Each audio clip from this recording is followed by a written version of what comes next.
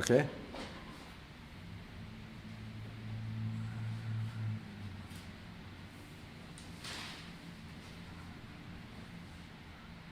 Recording in progress.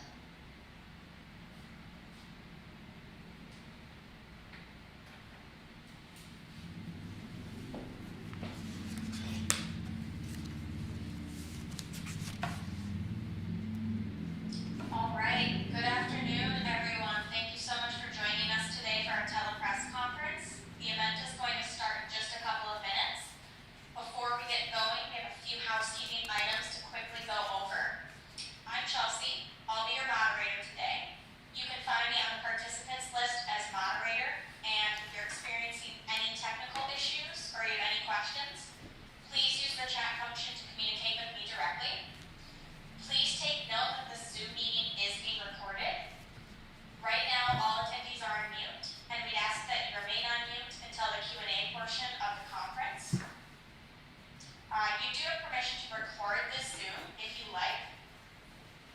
If you do have questions before the Q&A portion of this event, please submit them to me through the chat function on your Zoom window, and we'll get to them during the Q&A portion.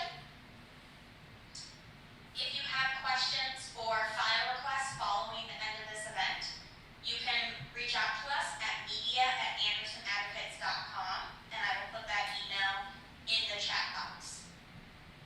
With that, Jeff, I think we are ready to get started. Thank you.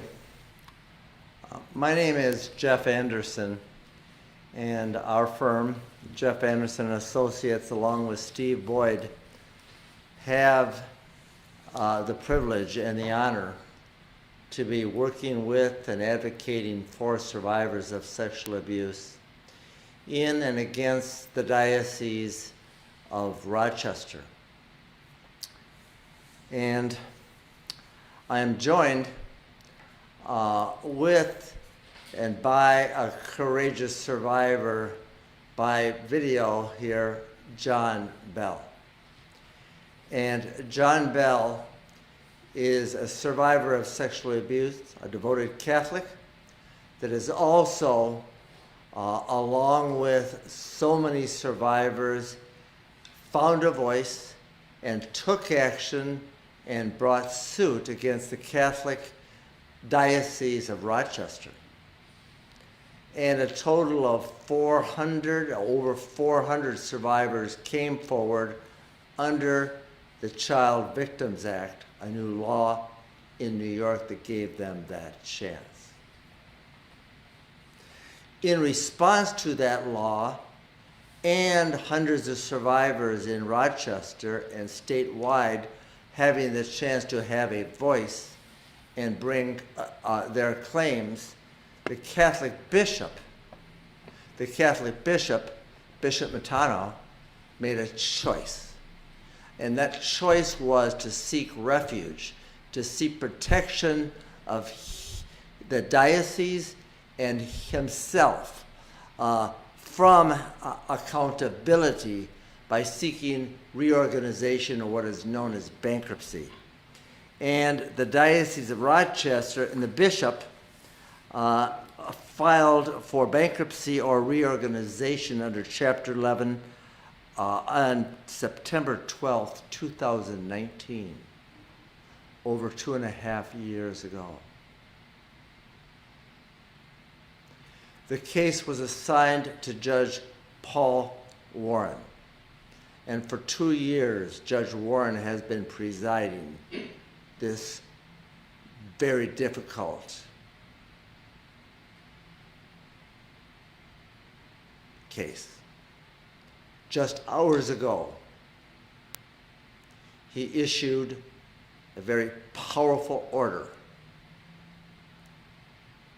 that said the survivors have been silenced, and for decades.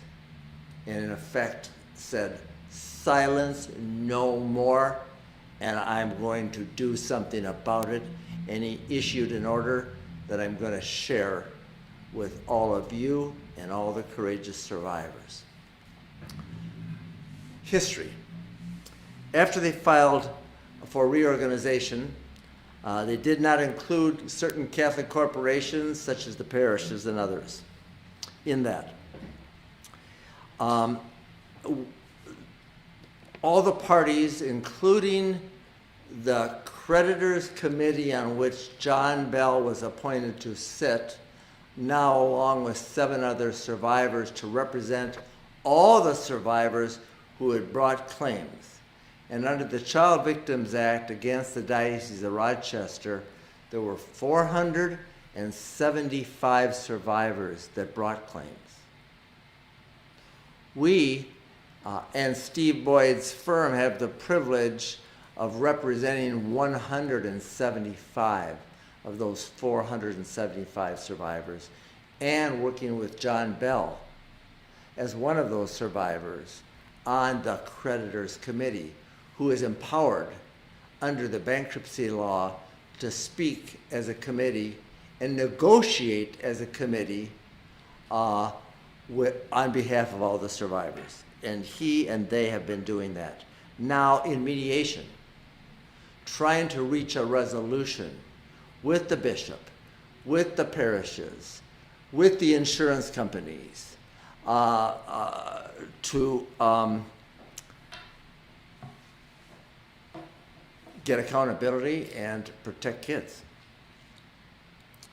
In July of 2021, the bishop made a deal with 2 insurance companies and tried to get an approval of the court for a settlement with 2 insurance companies. At that time, Judge Warren heard that and said, no, I will not approve this settlement with those 2 insurance companies. Go back to the mediation, get back to work, and get something done. So the survivors and the committee and John Bell and the attorneys went back to mediation and continued to work with rigor and with vigor and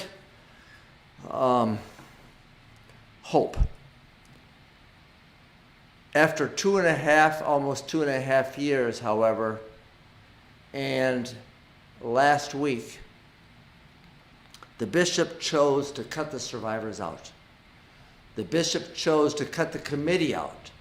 The bishop chose to push them away from the table and chose to put down a motion that allowed and sought the approval of the court to have a settlement that he crafted in a back room with the insurance companies and the Catholic corporations, and bring them all into a global settlement that cut the survivors and all of them out of the process, and put down a settlement and a proposal for $147 million. The survivors were out of that deal. That was done by the bishop, the insurers, and the parish corporations. And that was just last week. That motion was brought and just recently revealed, just days ago. And John Bell, when you first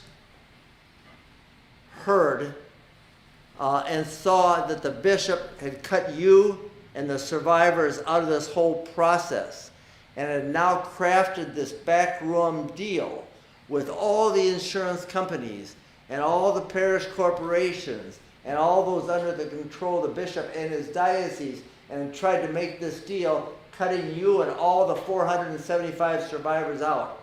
How did that make you feel last week? Honestly, I felt betrayed. I felt betrayed by the Catholic Church, not only once when that unfortunate situation happened with me, but also that they did this deal behind our backs. We're supposed to work together as a committee with the bishop and the insurance companies, and they decided to do this behind our backs. And it's just indicative of their attitude toward the survivors. It's indicative of their character, and really disappointed by this whole process that they did this behind their back. It was manipulative, coercive, and it just reeked of collusion. Did you feel hurt? I was hurt, and I was betrayed. I felt betrayed. I go to daily mass. I'm a daily mass goer in this diocese, and I just felt betrayed.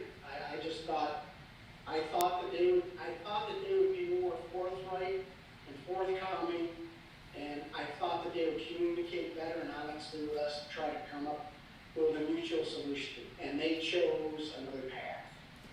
And I can share with you, John, that we and our offices here at Jeff Anderson and Associates and Steve Boyd have reached out to all of our 175 survivors with whom we stand here. And every single one of them, their reaction has been sorrow, anger, pain, hurt, betrayal, bewilderment. How can this be? And that was what they've been enduring now for days, in addition to all the feelings that they have had before. So what you just shared, John, is what has been running across the board as the news of last week was revealed. That was horrible news and a horrible choice made by that bishop. And the good news is, Judge Warren, just hours ago, Judge Paul Warren, the judge presiding this case, made a decision that says the abuse survivors have been silenced in many cases for decades.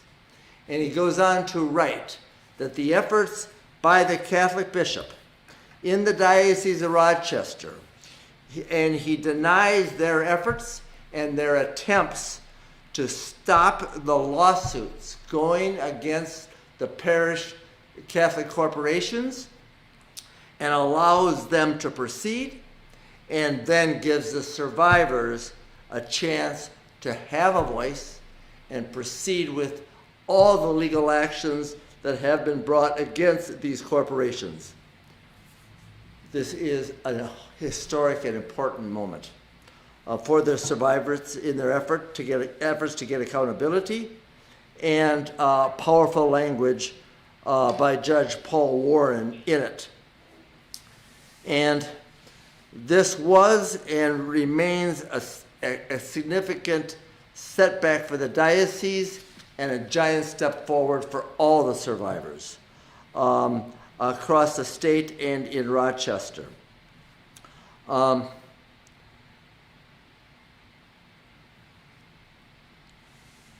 Because it was the bishop that had chose to try to deny the survivors their voice and their chance for accountability, and thus cut them out of the table and brought this motion to make this backroom dirty deal. So, good news is, and I'm reading from Judge Warren's decision just issued hours ago, 16 pages. And there's some language in here that really gives a deep understanding of the sorrow and the pain and the voice to the survivors that is both powerful, and language that really scolds the bishop and declares that it is now time the survivors to have not just a voice, but the ability to move forward with dispatch against all the parish corporations. And so I'm going to read from the decision and order of Judge Paul Warren denying the motion of the diocese seeking to enjoin the prosecution of state court actions against independent Catholic corporations and dismissing the complaint. That means the complaint that the bishop wanted to bring against the survivors. So, at page 2, he states, when the diocese is arguing that if you allow these cases to go forward against the corporations, there could be a non-consensual plan of reorganization for all those parish corporations. And here's what he says to that argument that they make. Portraying itself as a victim, trying to do right by the abuse survivors, the diocese predicts that if state court litigation is permitted to move forward against any of the Catholic corporations, quote, the diocese may be forced to pursue a non-consensual plan of reorganization, unquote. He says that is pretty heavy-handed threat to be leveled at the people who are the real victims here, the abuse survivors. For the reasons that follow, the motion of the diocese is denied.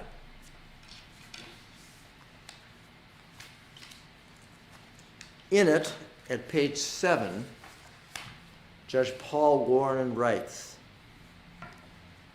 and while the public interest in preserving the status quo in favor of the diocese may have been strong in the early months of this case, the weight of public interest during these later months now tips in favor of the abuse survivors,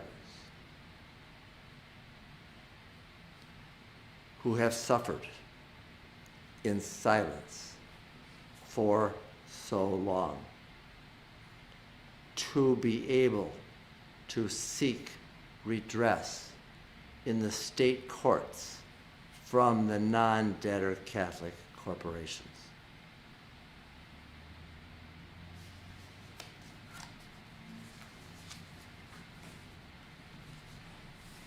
At page 3, Judge Paul Warren writes, the diocese asked this court to find that the public interest is advanced more by the charitable public work it performs and will perform in the future than would be the case if the abuse survivors were given the chance to ask for justice from a jury of their peers. But what good are charitable works if the people, children at the time, who suffered horrific acts of sexual abuse in the past, allegedly at the hands of clergy, are silenced?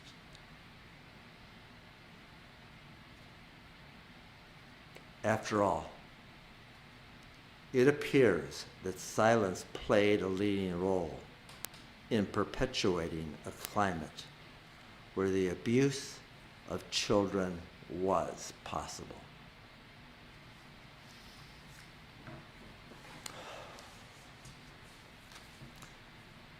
His conclusion at page 15.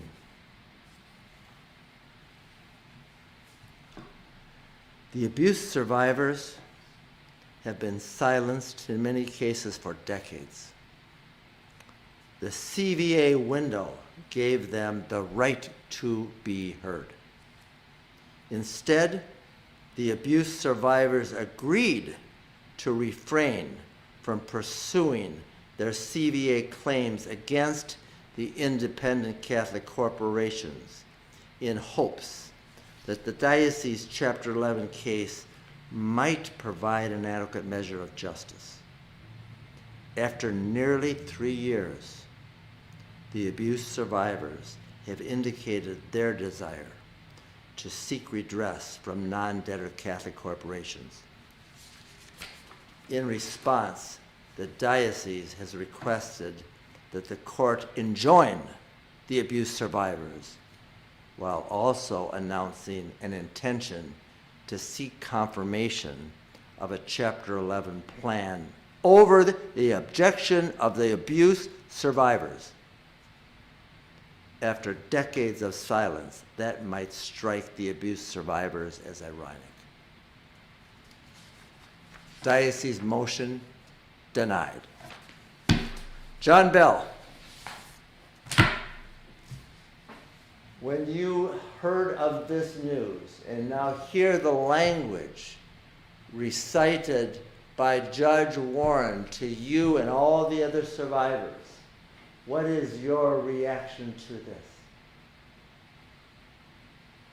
You know, I was really downtrodden and upset and despondent last week because I thought, you know, maybe the judge would rule in favor of the bishop and the diocese and grant them this meager solution, trying to compensate the survivors and actually cut out the survivors.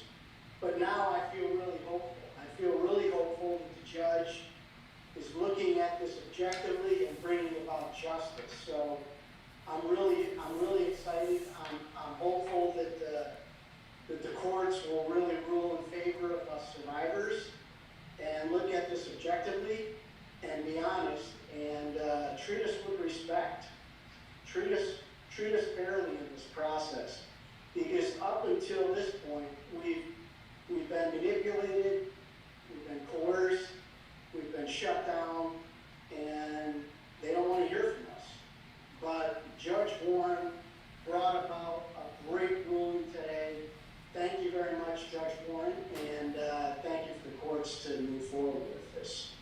And Judge Warren made a declaration that he really hears you, John Bell, and he really hears and has some understanding, not just of the horrors as kids you've experienced, but the trauma you've re-experienced by this process, by these delays, and by these efforts of this bishop and his allies to protect themselves and to protect the predators and the child rapists among them from accountability, and the efforts that you and the survivors have made to bring all this to accountability and transparency.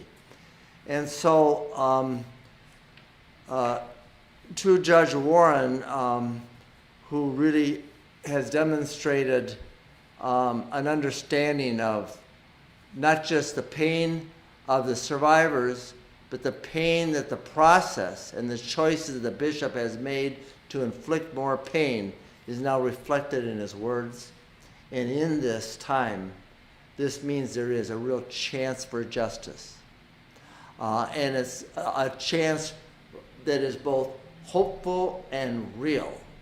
And it's here because the Child Victims Act in New York opened up a window of opportunity for survivors to speak and to take action and to bring these suits, 475 in Rochester and hundreds and thousands across the state of New York. And because of that, there is hope. And because of this order today, and in Rochester, there is now a path. And that path is for John Bell, all the survivors on the creditors committee, working with all the allies and on behalf of all the survivors to continue to work with rigor and vigor every single day to bring a resolution and cause accountability by the Catholic bishop, by the by the Catholic corporations, and by these really villainous insurance companies that are trying to jam these things down on the survivors and silence them even more than they have been. And as a result, Judge Warren, on behalf of so many survivors and across the land right now at this time where the Catholic diocese and bishops are seeking refuge in these bankruptcy courts, there has been a shift, and it is one from despair and horror to hope. and to all the survivors that have had the courage to stand up and take action, to find their voice, and to have come forward. We stand with you and with you, John Bell, to work to bring accountability and to make sure the kids are safer and they are protected in a way in the future they never have been before. And through the courage of the survivors and the voices that are singing in chorus now and giving this hope, we will continue to work vigilantly and gratefully to every single survivor that has shared his or her secret and found that voice and are on this path. Thank you.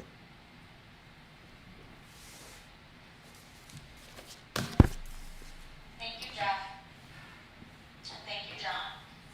We have a few questions. So the first question we have is, what is the effect of the judge's order not to enforce CEA judgments survivors might win in state court against parishes and other non-debtor entities? The effect of the decision is to let the survivors who have brought the actions against the Catholic corporations, which is the parishes and other Catholic entities, to proceed in state court. In other words, they can go forward with their lawsuits, and they can go forward with discovery. They can unearth all the secrets. They can identify all the offenders that have been held secret and kept secret. They can unearth all the files, and they can seek individual judgments against all the Catholic corporations while the Catholic diocese still proceeds through Chapter 11. And that gives them the freedom to pursue their actions in state court against the Catholic corporations, most prominently the parishes that the bishop frankly controls, even though the bishop filed for Chapter 11 reorganization, the parishes did not, and this gives the survivors the chance to pursue those state actions. And this is responsive to a motion we and all the survivors brought before Judge Warren to call lift the stay or the stoppage of those suits. That means the suits move. The survivors can now move forward and bring pressure and bring light and bring heat and work on resolution together to advance their cases ultimately to where they belong in state court and the crucible of the courtroom. Thank you, Jeff. The next question is there a deadline for survivors to take action given this change? If so, what is the deadline? The survivors have already taken action. We've already filed these cases across the diocese. So all the rights and all the complaints that needed to be filed have now been done. And all we needed was the court to say, go. And now that the court said, go, and took us off a red light and gave us a green light, we now move. And survivors need to know that they will be advised how we're going to proceed and what the next steps will be. We just got this order a few hours ago, so we will be reacting to it with more details and advice to our survivors and the communities later, but we'll continue to work rigorously to advance those cases, and all of them, and rigorously to work towards resolution of them at the same time. Thank you, Jeff. The next question is this going on in the Diocese of Brooklyn too? The answer is there are hundreds of cases pending in the Diocese of Brooklyn, Archdiocese of New York, and all the Catholic dioceses in New York under the CVA Act. There are 4 dioceses and 4 bishops that chose to seek refuge in Chapter 11. The first was the Bishop of Rochester and the Diocese of Rochester that was the first to file for refuge in Chapter 11. And then, and that's before Judge Paul Warren. The second was the Diocese of Buffalo. And there we represent hundreds of survivors, and there are close to 800 claims in the Diocese of Buffalo. And the bishop, formerly Bishop Malone, and the bishop then sought to file for Chapter 11 in Buffalo, just like Rochester. On the heels of that, the Diocese of Syracuse and the bishop in the Diocese of Syracuse did the same and filed for reorganization, leaving the parishes out, just like the others, and the corporations out, just the diocese, and tried to work to follow the same path and pattern that Rochester and Buffalo had followed. And then finally, the Diocese of Rockville Center. And the bishop in Rockville Center did the same thing by filing for reorganization. So there are 4 Catholic dioceses right now, all sought refuge using reorganization to try to protect themselves from accountability, protect the child rapists and the predators from being exposed further, and from their secrets being known and revealed, and to try to stop all the survivors from pursuing their cases in state court under the CVA Act.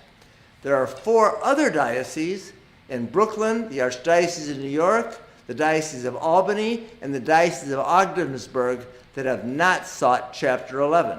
And so all the cases pending against them, and we're working with survivors in each of those locations to prosecute those state court actions as we speak.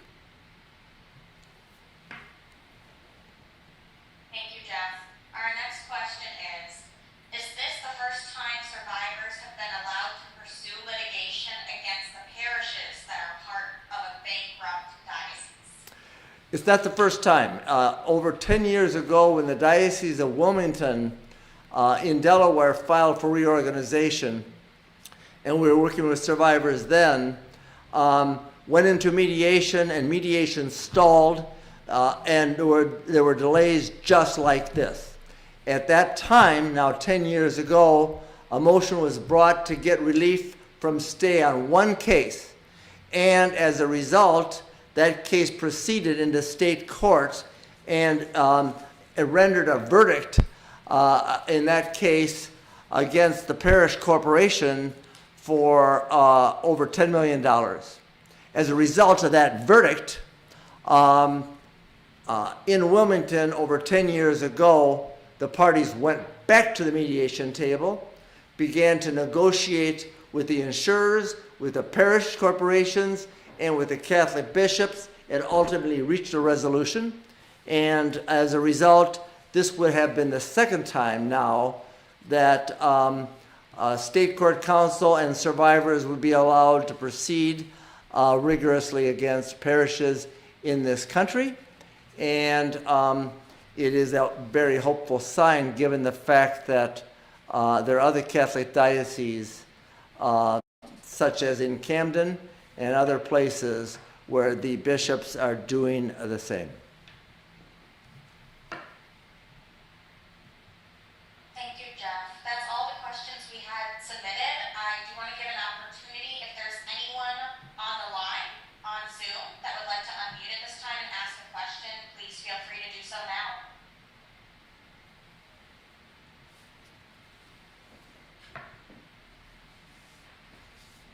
Yes, I have a question. The question I meant to ask was, in the order Judge Warren specifically forbids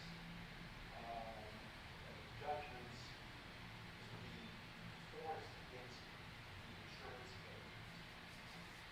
Go ahead, you can sue, you can refer, you can sue your state court suits, but at the same time, enforce a judgment against the village. What is the purpose of that? Is that encourage a global settlement or is there some other? The question is, does the judge's order forbid any enforcement of the judgment? And I do not read that. So it's only in, this is Mike Finnegan speaking, who's one of the attorneys representing the survivors, who's also in the room. What it does is if there's insurance policy that covers both the diocese and a parish, then you'd have to go back to the bankruptcy court to talk about how to handle that. But the bigger context of what this is doing is allowing the survivors to have their voice heard, be back in the room, and not be cut out. Yeah, what it really means and what he says, legal translation here, look, what you have to do to proceed with these actions is you are allowed to go forward, but there will be a coordination with the committee. And the coordination will be so that all the survivors and the pool of 475 survivors are ultimately served by allowing survivors to proceed with state court actions, so that there will be organization and coordination. And we have been involved in situations like this before, so that all the survivors ultimately get served by the pursuit of any one judgment and every single judgment in state court. And that's what that language means. And it also puts a pressure on the insurance companies, and it puts pressure on the Catholic diocese, and it puts pressure on the parish corporations, and pressure is what brings and gets results, and then gives us and the survivors a chance to start to continue a parallel path of negotiation to work through this thing expeditiously, because it's been too friggin' long and too hard on the survivors for way too long. So there is a sense of urgency in this, and there's also a thoughtful plan of coordination that is foreshadowed by Judge Warren here. Thank you, Judge Warren. Just a clarification. So the purpose of that stipulation would seem to be to encourage coordinated global settlement in the Japanese. That's absolutely correct. It encourages a global coordination and continuation of mediation, no doubt in my mind. And it's very thoughtful, and it's very apparent what he has in mind, and it's very explicit. Thank you so much to all the survivors for your courage, the voice that you have had the courage to stand up and share across the state and across this country. This is an important day, an important moment, a historic decision, and to Judge Warren for having some real understanding of the horror that has been and the salt that has been poured. And to you, John Bell,